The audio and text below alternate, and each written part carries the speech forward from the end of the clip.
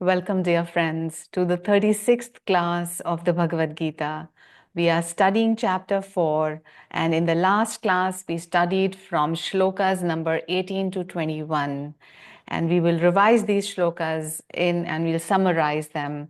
In shloka number 18, Krishna says that he is a yogi who beholds inactivity in action and action in inaction. He has attained the goal of all actions and is free. And we understood Yoganandaji's explanation on this, and he said that inaction in action means that even while acting, you realize that the changeless soul is you are that entity, and from that level of existence, then you see action. And action in inaction is that once you realize that you are the soul self, that you are the changeless substratum, and then whatever action is happening, then you give it your all with your entire enthusiasm, your entire energy, and your entire thought process, and your intelligent involvement, you do all these actions.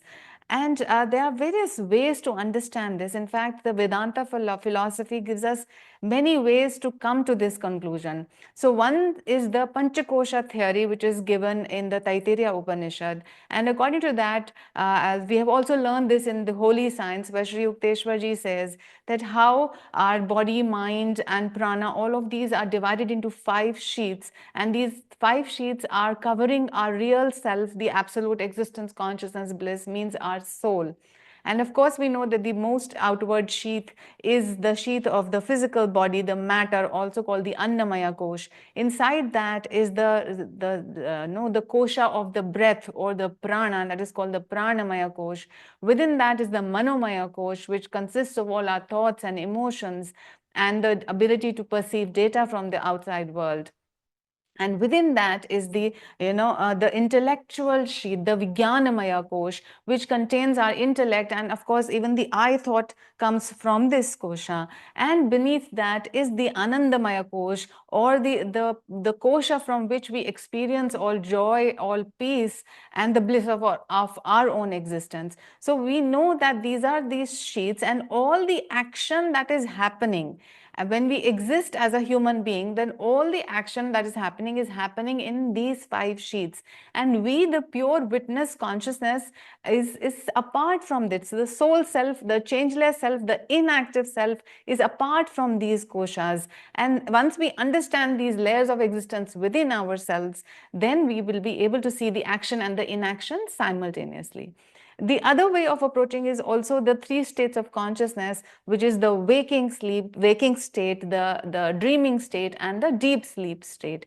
And of course, the Upanishads say that the 4th state, we are the 4th, the Turiya, we are the soul, because we exist, we continue to exist, and we can continue to witness all these 3 states of our daily existence and our daily consciousness, and we can be apart from this. So whatever action happens in the physical world during the waking state, and whatever action happens in our own mind stuff in the dreaming state, and even the act of deep sleep, which is an absence of experience, or an experience of absence rather, even through all of that, what is the underlying substratum that experiences all those states is that changeless, inactive soul self. So again, through this, we can understand that action and inaction are happening simultaneously, though they are separate and one is overlapping the other.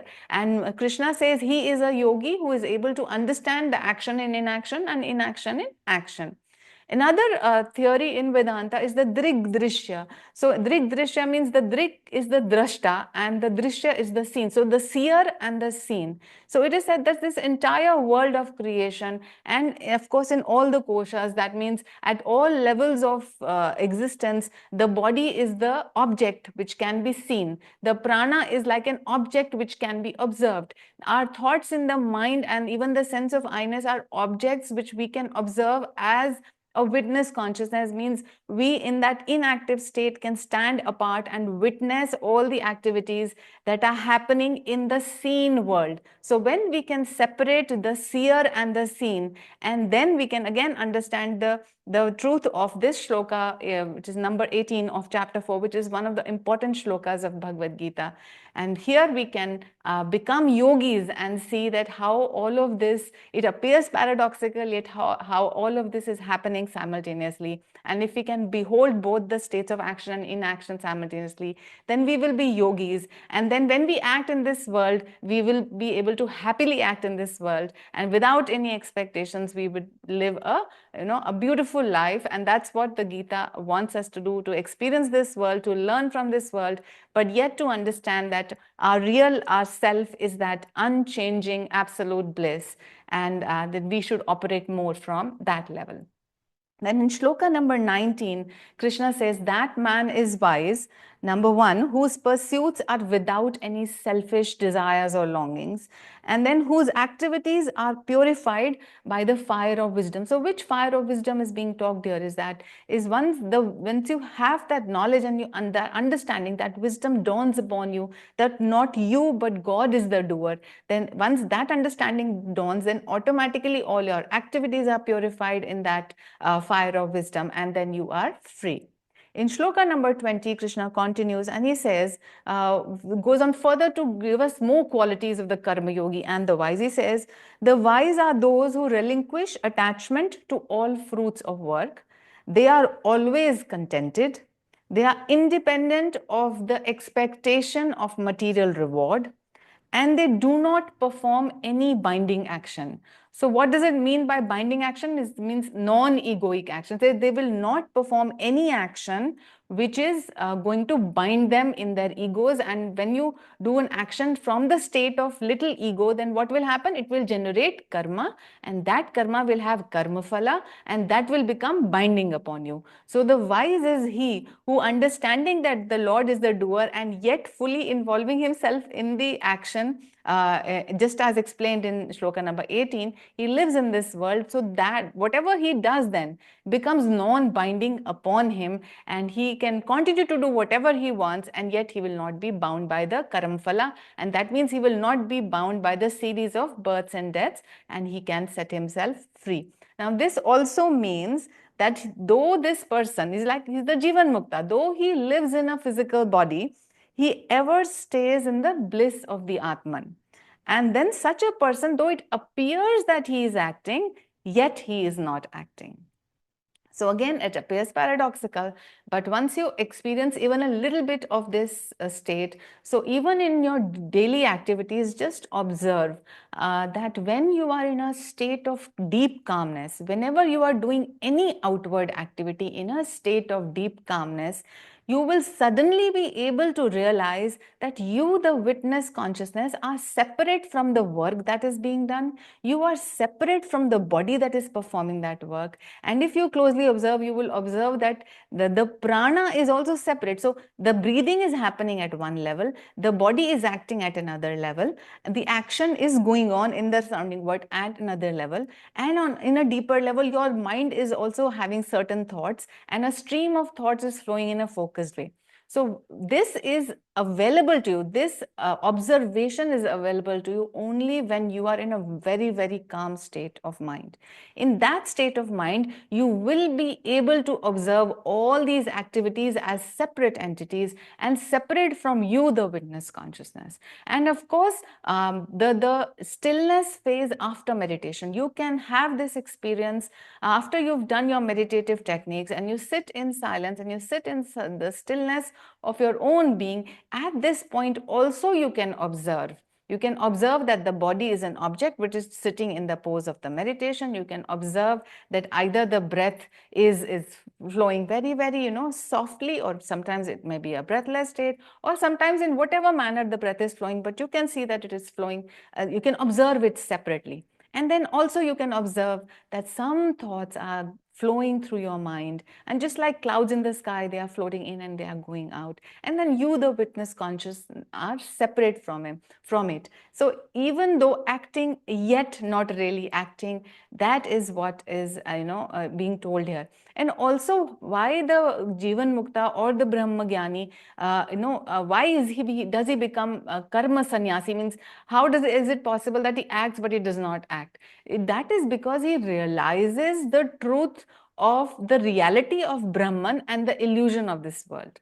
So once this is understood that, Brahman Satyam Jagat Mithya, once this truth is understood, that this world which appears so solid is actually just moving electrons, it's moving energy, it's moving light, and it's a show of light and darkness. Once the yogi understands this, then because the world is an illusion, then all his karma is also an illusion. And anyway, he understands that he is not the doer of any of the things. The movement of electrons actually is happening by the will of the creator, and even the screen belongs to the creator, and everything in the show belongs to the creator. So he understands so many things simultaneously, means not being the doer, means being the changeless absolute atman behind, and seeing the world as an illusion, and therefore all karma becomes an illusion. And then he participates in the show of life, in the drama, in the movie of life, with full enthusiasm, because he knows this is only a passing dream, and that he, the true one, is actually always separate from it and always free from suffering, and it is ever always effulgent.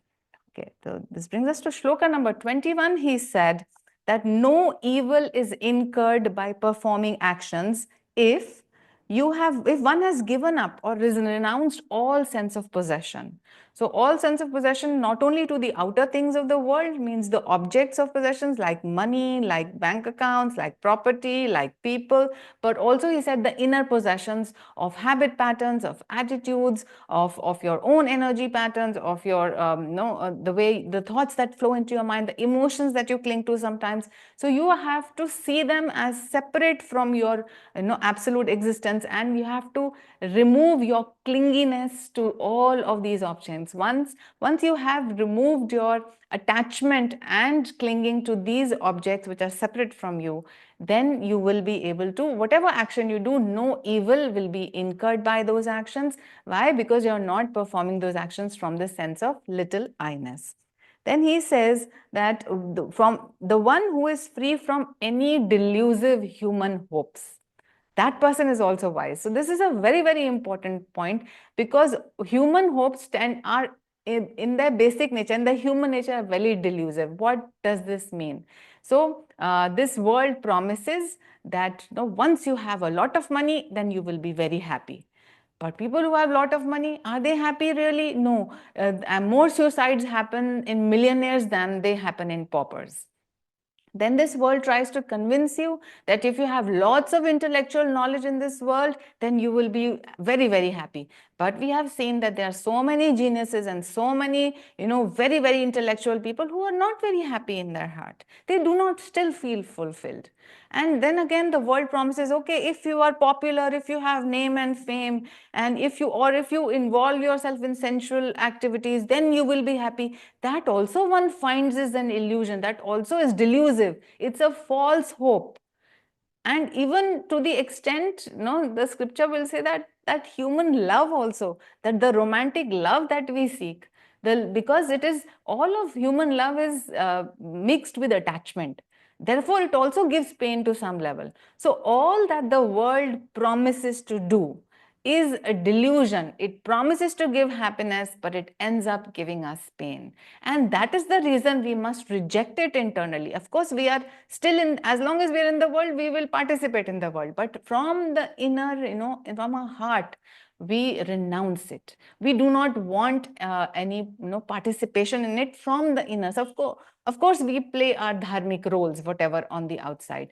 But in our own heart, we know the illusory nature of all things. We know that this person that I love will one day leave me, or I will leave this planet first. So that does not mean, again, that I don't love people. But there is a difference between pure unconditional love and attachment.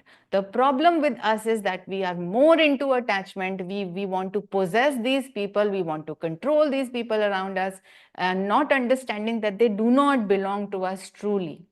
But if we were to love purely, which is the God is love, then Brahman is love in one way. So if all is love and I am supposed to love, and this is the lesson I'm here to learn, that of course I will love. That means I will give my heart's love to all. But the moment I start to expect love from others, the moment I have an attachment, then there is the problem. So love is not an illusion. Love is a real experience. But attachment to the transitoriness of this world, that is the illusion, and the delusion is that we falsely think that this is going to give us happiness. And that is what Krishna is saying, that you must renounce. Once we renounce our attachment, and once we can live in the light and love of our own soul, because we are complete in ourselves, then automatically we will understand why Krishna is saying that, because that state is a state of complete unaltered bliss. Okay. And then he says also that he is wise whose senses, or whose chitta, whose heart's feelings are controlled by the soul. And of course, we know this is also the definition of yoga. Yoga's chitta vritti nirodha. So if whenever by karma, by bhakti, by jnana, and by meditative action, you are able to quieten your chitta, then you will perceive who you really are. And that is the one, the wise is the one who can perceive his own true self. So from here we move on to shloka number 22, and this is what it says. Yadrichhalabh santushto dvandvatito vimatsara samasiddhavasiddhau cha kritvapi na nibadhyate. जो यथा लाभ से संतुष्ट रहता है, जो द्वंद्वों के परे शांत चित्त है, जो ईर्ष्या अथवा द्वेष अथवा वैमनस्य से रहित है, जो लाभ और हानि को समान दृष्टि से देखता है, वह कर्मयोगी कर्म करते हुए भी बंधन से मुक्त है.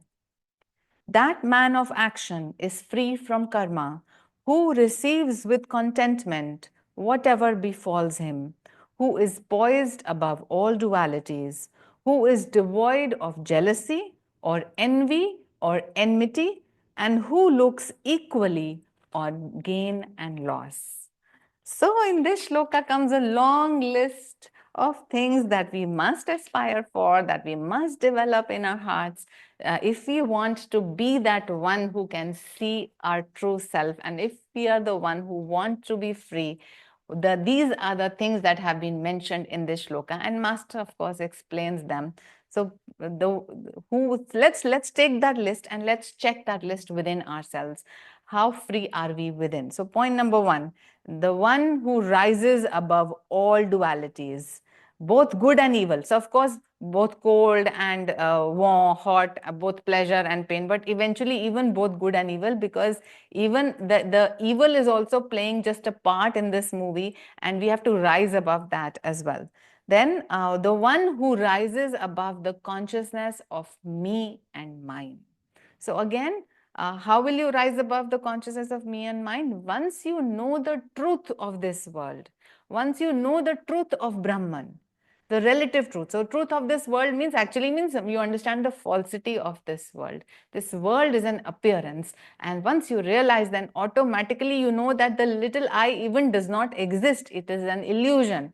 You are made to think that you are a separate entity, but yet you are only a part of this entire ocean of existence. The third is the one who entertains no inimical thoughts. So just think in yourself, do you have any inimical thought for anybody? If you have, discard them right now. Drop them away. Everybody who exists in this world, or who existed in the past or will exist in the future, is a continuity of your own true self. It belongs to that one Brahman of which you are a part, and this is all continuous. So when the little I itself is an illusion, then enmity and enemy is also automatically an illusion. And once, therefore, it is important that we give it up. So it is good to forgive whoever you feel, you have some inimical thought for him or her, or you think that you have been the victim of their behavior. Try to forgive them right now. And there is this beautiful affirmation prayer coming to my mind, and let's just do this for a minute. And this is a prayer affirmation given by Yogananda ji. And let's just close our eyes. And from our heart and from our minds, we will send out energy to all souls. And this is the affirmation that we will do. Today, I forgive all. I'll give my love to all hearts, to those who love me and to those who don't love me. Today, I forgive all. I give my love equally to those who love me and to those who do not appear to love me. I forgive all.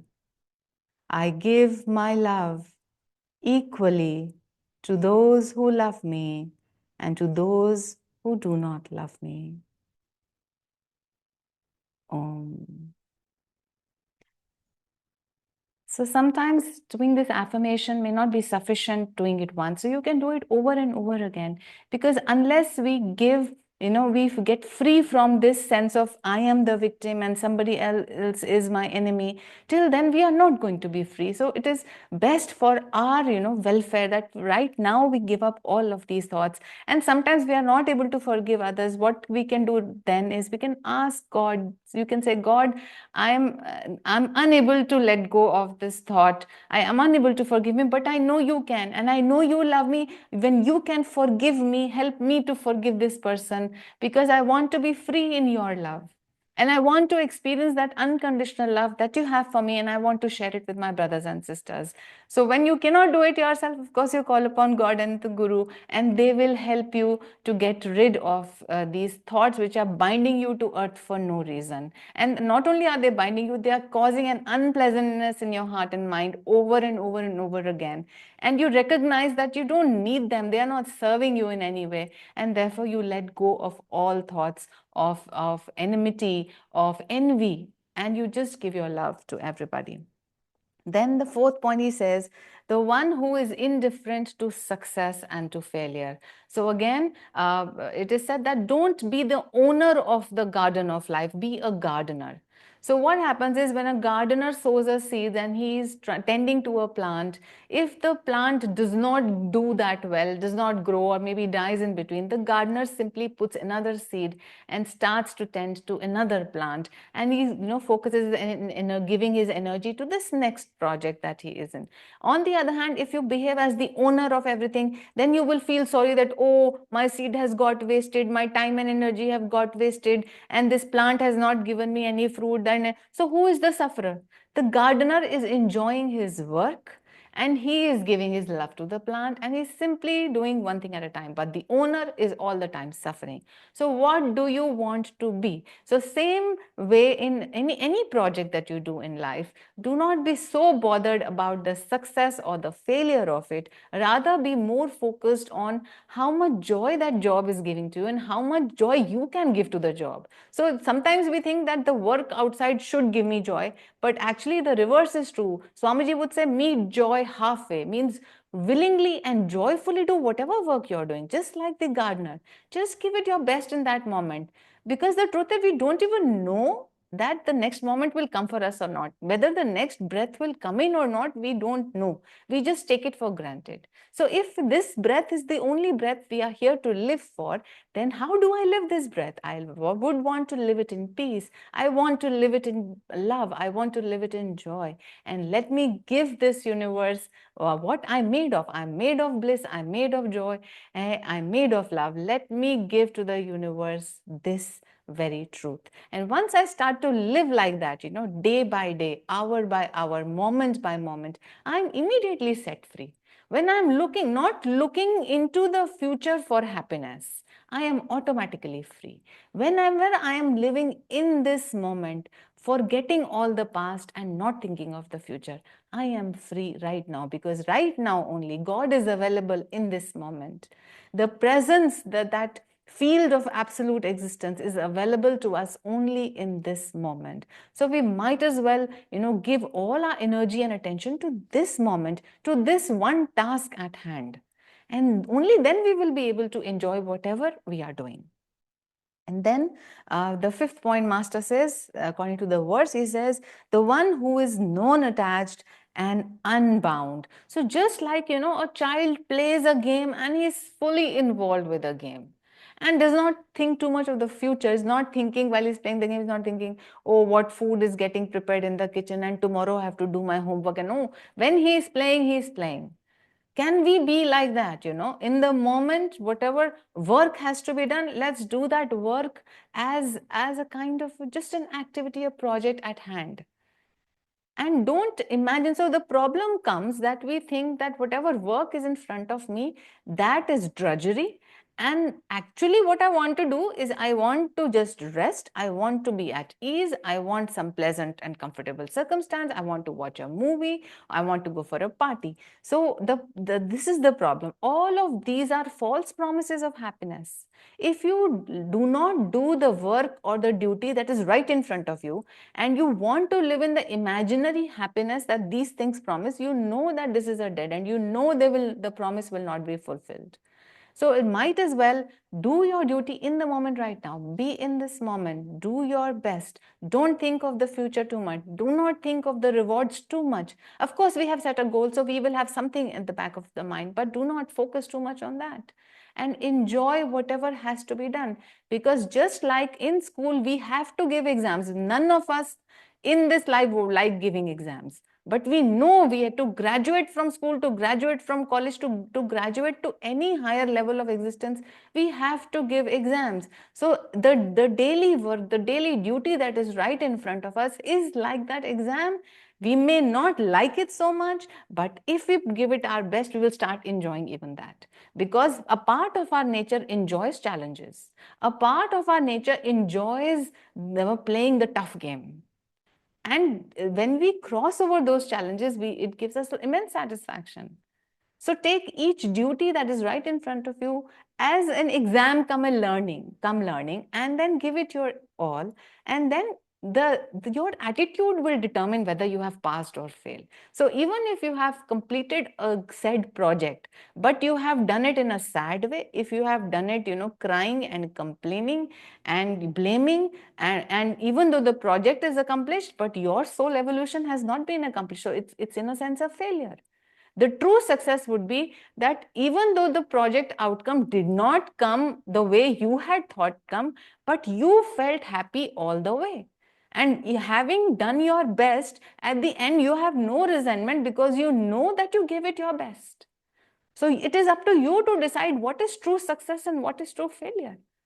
And then, of course, we want to be, the true success is to be happy unconditionally, to be able to love unconditionally.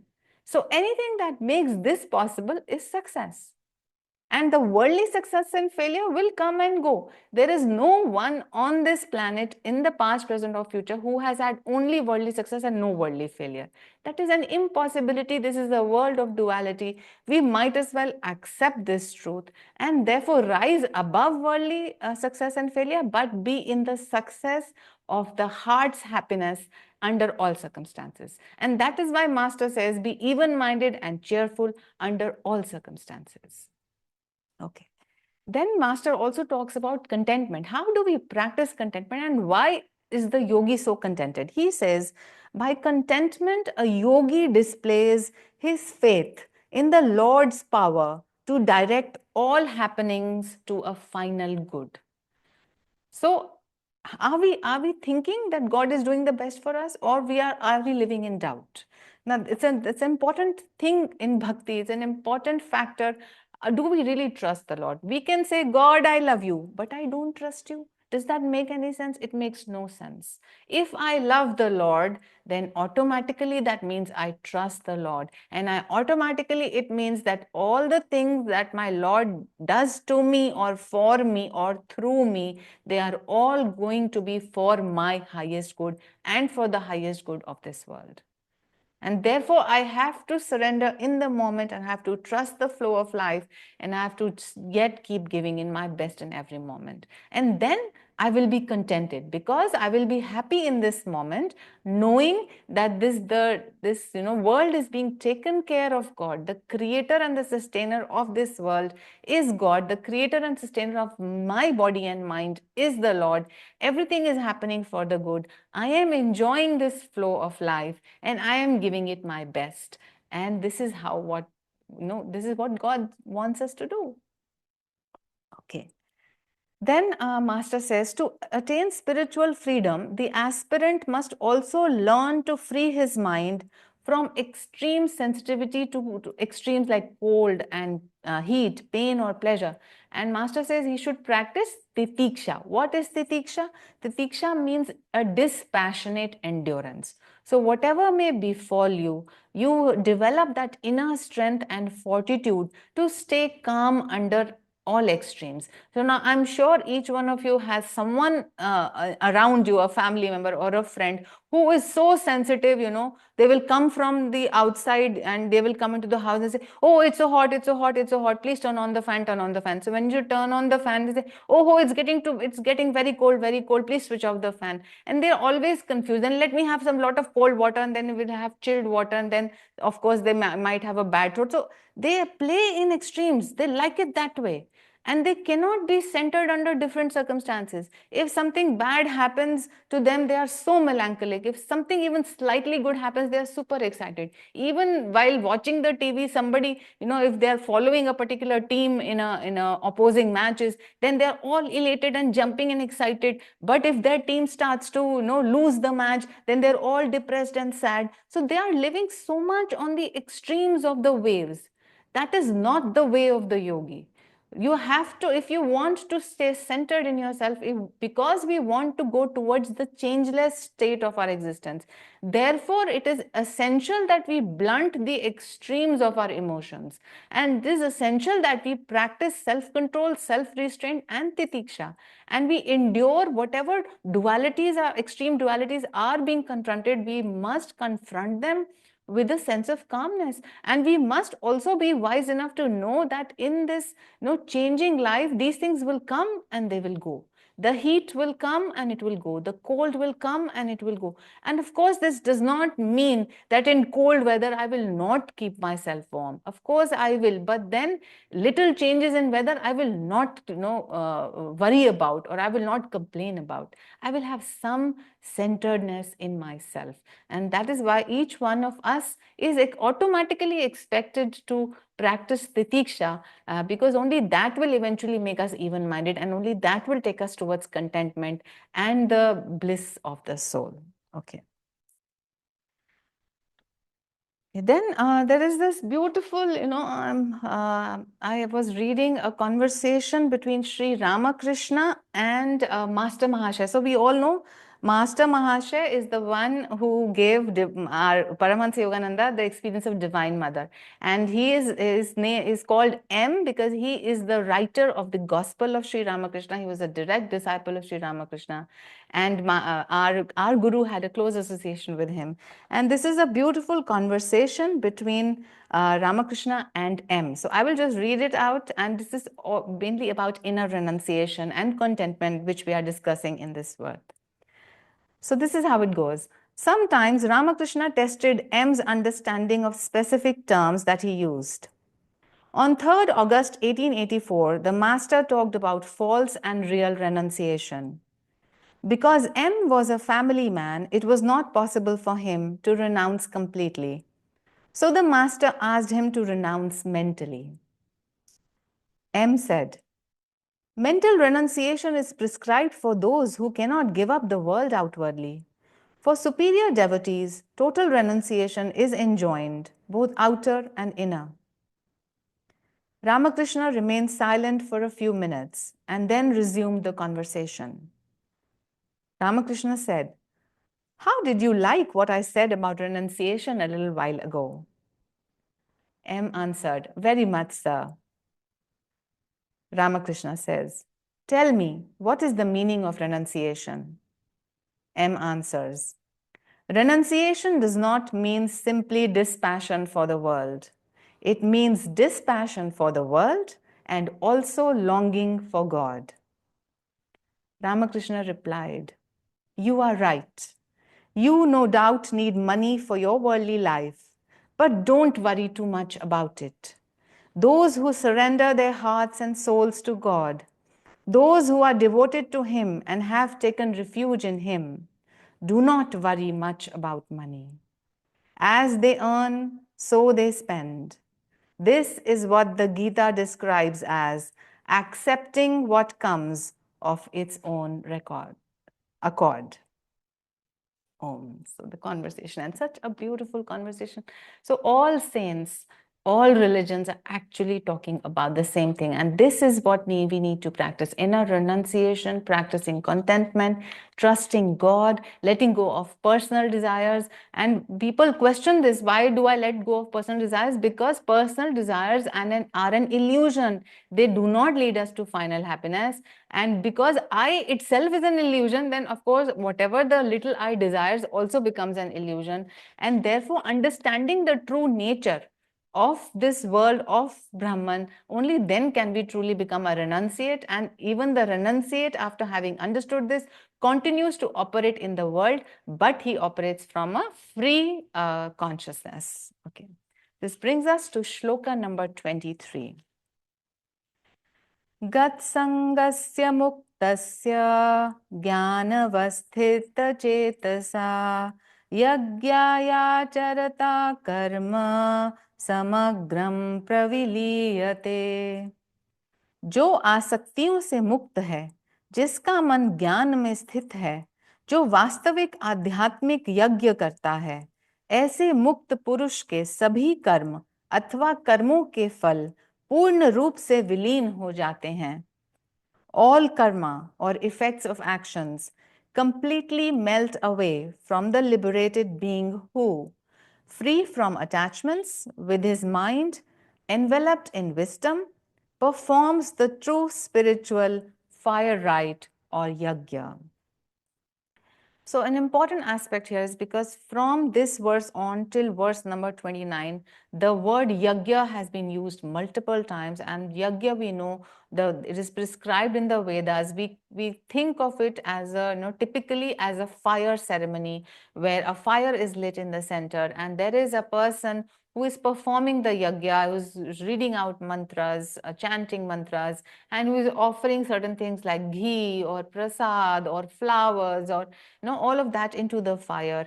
And this is the typical yajna that we are familiar with, that we have read about, we have heard about, we have seen also. And because traditional Hindus were involved in a lot of yajna, therefore now Krishna has taken the next few shlokas in such a way, and he says what all is yajna, what is true yajna, and how do you perform yajna all the time. Because unless you offer back everything that you have received from the universe, you will not be set free. So then how do you perform each action as yajna? How do you see every sense object or sense activity as yajna? What is the true fire, and what is the true offering, and who is the offerer? All of that is explained in these coming verses. And that's what in this verse, what typically is being said is that when the yogi's mind is free from attachments, it becomes concentrated on cosmic wisdom. Now, at this stage, he withdraws his mind and life force from the physical, sensory, and motor nerves, and then from the astral sensory power. So, Master takes us directly into the action of a meditative yogi. Now, how does this yogi perform a yajna? So there is the fire of Brahman, means the fire of existence, consciousness, bliss. If you turn your activities, if you turn your sensory powers, normally the flow of current is from the brain down the spine into the outward world. So a yogi, a meditative yogi, what he is trying to do is going to reverse this flow of energy, and he is going to offer it back into the fire of existence. And that is the true yajna, and that is why Kriya Yoga becomes the true fire rite. And of course, this verse can also be understood from the point of Vedanta. And in the next shlokas, we will understand that how different aspects can be considered, and you can stick to any one of these. So a variety of concepts have been given. You can pick up any of the yajnas in this. But the main thing is offering of yourself, or offering of your possessions, offering of your belongings, offering of your attachments to back into the fire of existence, back into the fire of wisdom. going back from mortality into the, into immortality. So that is the direction that this is yajna, this word is referring to, and not just a superficial, a materialistic fire rite. And we will understand this in greater detail. And of course, Master says that whoever can, inwardly take all his energy and back into his brain, and his brain is filled with light, and all the past tendencies are cauterized, the habit patterns and attitudes are cauterized. And when all those grooves are cauterized, then the light of the Atman starts to shine in the brain. And that light, can be considered as the fire of wisdom. And into that, the yogi offers all his energy, all his attention, and all his love, back into that source. And this clearly matches the first commandment given by Jesus Christ, where he says, love the Lord thy God with all your heart, with all your mind, with all your strength, and all your soul. And what is the concept of God? God is Christ consciousness, or Krishna consciousness, or Brahman, which is the vast infinite, the absolute existence. We are offering into that our little presence on this planet. Okay. This brings us to a very important shloka again. As shloka 18 is very important, shloka 24 is also very important, and we will see how this is. So what does this shloka say? It says, Brahmarpanam Brahma Havirbrahm Brahmagnau Brahmanahutam Brahmaiva Tena Gantavyam Brahma Karma Samadhina. अर्पण की प्रक्रिया तथा आहुति स्वयं दोनों ब्रह्म हैं। अग्नि और वह जो इसमें आहुति देता है ब्रह्म के ही अन्य रूप हैं। इसको जानकर सभी कर्मों को करते हुए ब्रह्म में लीन रहकर वास्तव में ऐसा व्यक्ति ब्रह्म को ही प्राप्त होता है। The process of offering and the oblation itself, both are spirit. The fire and he who makes oblation into it are other forms of spirit. By realizing this, being absorbed in Brahman's spirit during all activities, verily such a one goes to spirit alone. So what is being said here? He's saying the oblation is Brahman, the offering is Brahman, the sacrifice is Brahman, and the absorption of the action is also Brahman, and Brahman alone is reached by him who performs sacrifices by understanding this truth. So the truth of our existence is being brought forth into this shloka. This shloka is saying Brahman Satya Jagat Mithya, and then of course Jiva Brahmeva Napara means Brahman is truth, this world is an illusion, and the Jiva is nothing but true Brahman itself. So this shloka is saying, now coming to the superficial fire sacrifice, it is saying that the fire is Brahman, is absolute existence. The person who is doing the ceremony is also that absolute existence. The act of offering is also an aspect of absolute existence, and the action of the thing that is being offered, the action plus the thing that is being offered is also absolute existence. So it's actually is one, and all that is Brahman, but it is seen as the doer, as the things being done, and the action of doing. Something like when we say the knower, known, and the knowing as one. So the person who wants to get some knowledge, the knower, that is also Brahman. The knowledge that he gains is also Brahman, and the act of knowing is also Brahman. So although this appears to be a subject, an object, and an act in between, the truth is that all of this is pure Brahman, or pure absolute existence, consciousness, bliss, and that I, the soul, am also that my true self is also the same as this. So consider this example. For example, now you are sitting in a room in some part of the world, and so you are absolute consciousness bliss.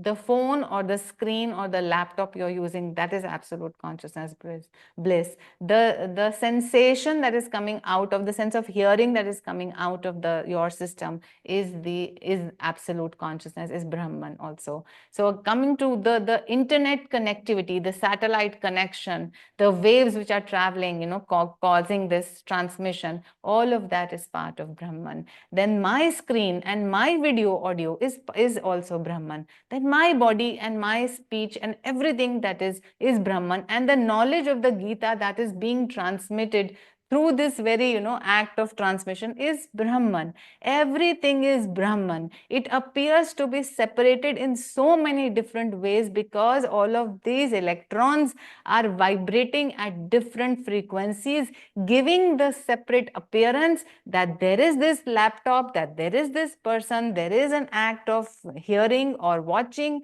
and so many other things in the way. Everything is one. It appears as many. And how does it appear? Because it is superimposed. The variety is superimposed on the changeless reality, just like when the movie is projected on a screen. The movie, so much appears to be happening in the movie. Everything that is there in the movie, for example, there is the hero, there is the villain, there is the act of killing, then there is a song going on, a dance sequence, then the heroine is there, and so many things are happening. But actually, they're all happening on the changeless screen. We get so involved in the movie that we forget that without the screen, the movie wouldn't have been possible. And therefore, when we can understand this truth, that everything is one substratum. Now, this does not mean that we appear differently and we have different personalities and minds and bodies. Is that not true? It is true, but it is a transactional reality. It is not the higher reality. The higher reality is that we are all made of the one universal God substance. The temporary transactional reality is that because the sense of false I was given to each, to the two parts of that same one reality, each developed a certain set of attitudes, set of habits, set of likes, dislikes, set of I, me and mine developed, and therefore the play of the mind and the body and the prana came into the picture, and that one reality started to appear as different things and different people. Just like the same ocean, the same water in the ocean sometimes plays in the form of waves. Sometimes it crashes at the end of the beach. Sometimes the same water flows as a river. But actually it is the same. In the one ocean, so many icebergs are floating. Those solid appearing icebergs are also water. The water, of course, is water itself. And the air above the water is also containing the same H2O molecule. So it is one actually, but because of the limitation of the senses and the body, it appears to be different. It appears to be a separated reality in space and time. But the yogi understands, the wise man understands that all is one, all is Krishna consciousness. And having come to this realization, he is automatically set free. Because automatically there is no other. There is only one I-ness which is continuous in the entire existence. And therefore, automatically, even if you see other people as different personalities, but if you understand the truth that he and you are just the same, we are made of the same God substance. We are only appearing as different personalities. And even as different personalities, we are aiming at the one goal of being happy all the time, or wanting to be loved and loving. The common goal of all humanity, to be happy, to be loved, and to love. Even when you are playing a personality, even then the goal is common. And of course, your source is common, your existence is common. We are all one. It only appears, and that is why it is called the Leela of God. This is all called the play of God, the movie of God, because whatever appears so different and so many things appear to be happening, but everything is one. The subject, the object, and the action in between. All of that is one. And one, it is actually one subject, one Brahman of who we really are. And that is why understanding this verse is very important. Many monks read this shloka, or they memorize it, of course, and say it before their meals. And what does that mean? They are saying that the food that we eat is Brahman. The spoon or the hand with which we eat is Brahman. The body into which I am putting this food is Brahman. The fire of digestion that is there in my body is also Brahman. The power of assimilation of the food and converting into the cells of the body is Brahman. And eventually everything is Brahman, because the food is also coming from Mother Earth, which is also part of Brahman. And the cycle goes on. Living beings come on earth, human bodies will arise for a span of 60, 70, 80, 100 years, will go back again. But their ascents as the soul will continue, and this drama continues. So therefore, it is so important that we don't get so entangled and engrossed emotionally with this drama. Let us understand the truth behind it, and let us try to behave in an even-minded manner. It's not easy. Why not easy? Because of our past memory and impressions. We are so caught up in our conditioned existence that it is not so easy to give it up in a day. And that is why the Guru comes. The Guru knows how caught we feel. And that is why he says that the gold, even buried for millions of years under mountains of garbage, will still remain gold. Our soul will still remain as pure as it has ever been. It is the garbage over it is our own restless thoughts, is our own attitudes and thought patterns, our own desires, attachments, our likes and dislikes, all of that. And the Guru knows that it is a difficult web to break, and we will need a technique, we will need his grace, we will need a helping hand. And that is why scriptures like the Gita come to us, because this is providing us the truth. It is telling us what the truth is. And also in all the verses that went before it and will come forward after this will tell us what exactly do we do, how should we think, how should we behave, how should we act, so that we can remember our gold nature, that we are always the pure soul. And this is the aim of all the shlokas actually in the Gita. Okay, let me just read what Master says clearly on this. He says, all manifestation is a variegated ritual of the one cosmic consciousness of God. The personal soul, Atman, is not different from the universal soul, God, or Paramatman. Thus, it is he who is the giver and the acceptor of all sacrifice. It is also he who is the oblation, the objects involved in the rite. The yogi, by realizing this, enters samadhi, or oneness with God. When the spiritual aspirant is awakened by divine ecstasy, he beholds the world not as a drama of sorrow and joy, but as a pictorial manifestation of the cosmic beam of light and shadows of delusory substance, proceeding from the booth of infinity in the cinema house of the cosmic sphere. Beautiful. This brings us to the next shloka, which is shloka number 25. And we will take it up in short and maybe go into details of this in the next class. So this is how shloka 25 is. Devamevapare yagyam yogina paryupasate brahmagnavapare yagyam yagye pujuhavati. यथार्थ में ऐसे योगी भी हैं जो देव यज्ञ करते हैं, अन्य केवल ब्रह्म रूपी अग्नि में स्वयं द्वारा दी गई आहुति के रूप में अपने स्वरूप को अर्पण करते हैं. In truth, there are those yogis who sacrifice to the devas. Others offer the self as a sacrifice made by the self in the fire of spirit alone. So here he is describing two types of yogis and two types of sacrifice. He says there are people who give offerings and oblations to the astral deities, to the devas, to the saints, and so on.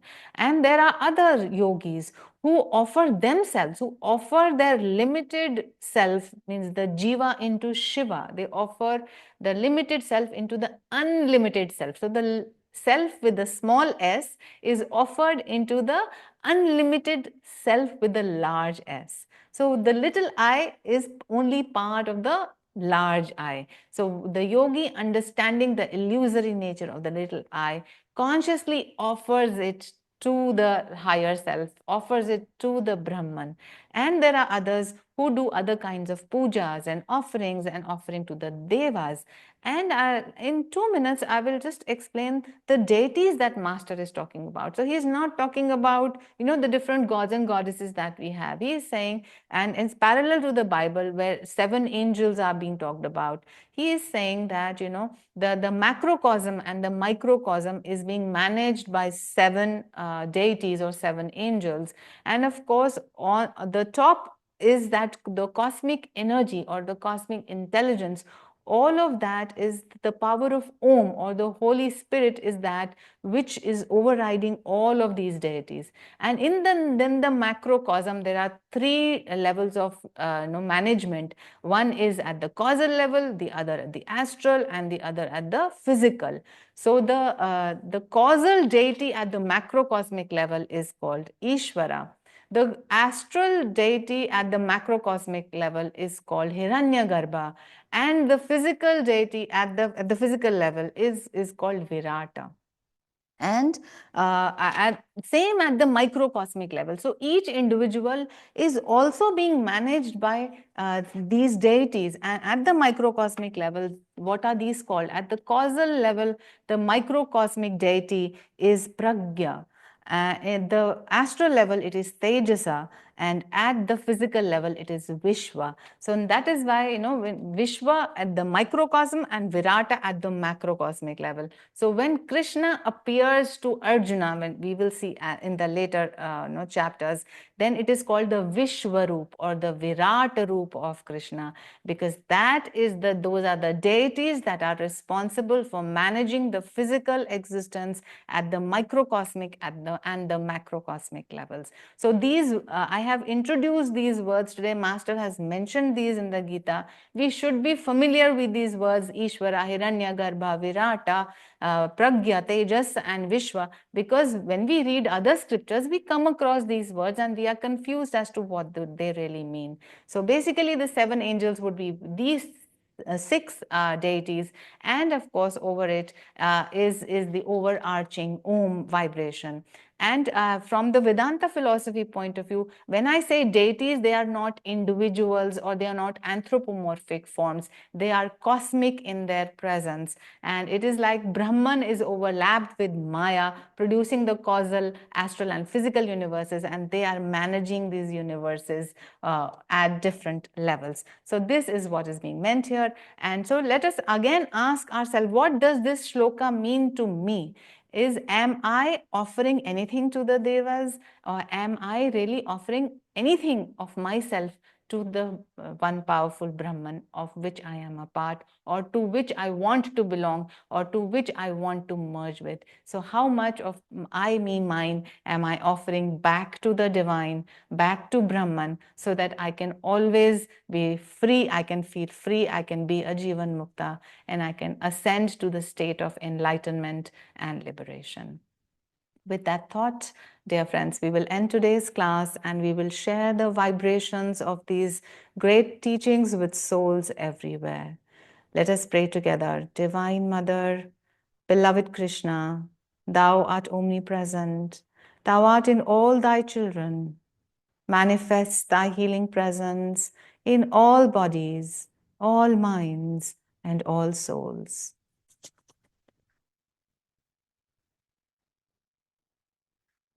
Om.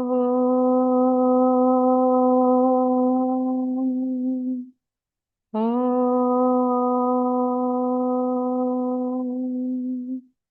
Om.